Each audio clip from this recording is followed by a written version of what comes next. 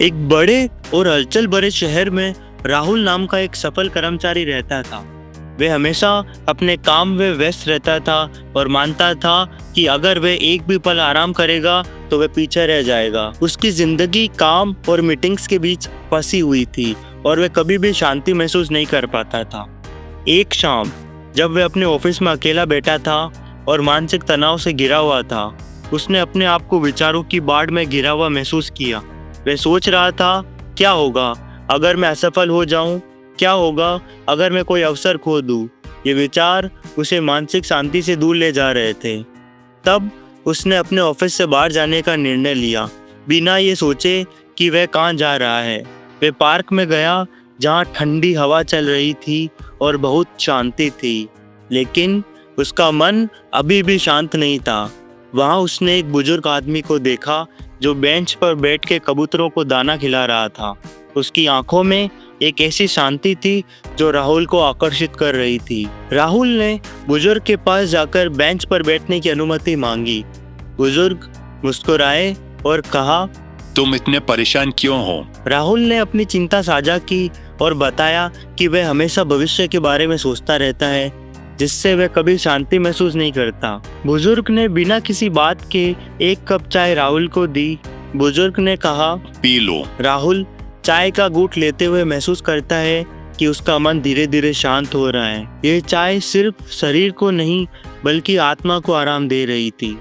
फिर बुजुर्ग ने सवाल किया, जब तुम चाय पी रहे थे, क्या तुम अगले घूंट के बारे में सोच रहे थे या बस इस पल का आनंद ले रहे थे? राहुल ने सोचा और पाया कि वह हमेशा भविष्य के बारे में सोचता रहता था, लेकिन उस पल जब वह चाय पी रहा था वह पूरी तरह से वर्तमान में था।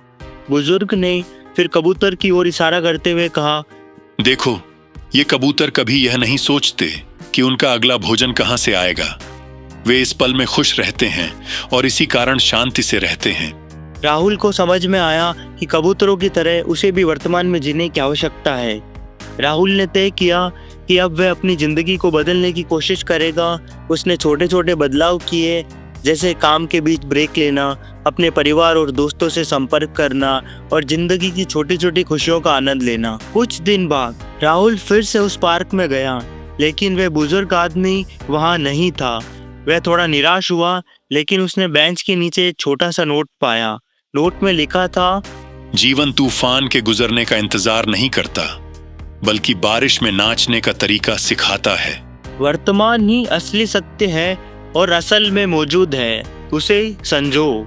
राहुल ने मुस्कुराते हुए वह नोट अपनी जेब में रखा। उसे समझ में आ गया था कि खुशियां कभी भविष्य में नहीं होती, वे हमेशा आज के पल में होती है। अब वह भविष्य की चिंता करने के बजाय हर पल को जीने में विश्वास रखता था।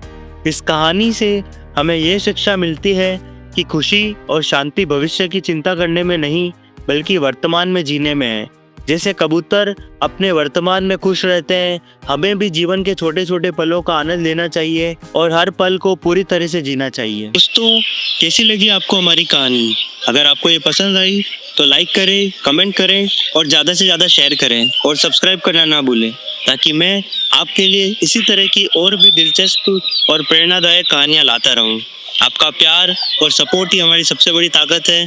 मिलते हैं अगली कहानी में, तब तक के लिए खुश रहें, स्वस्थ रहें।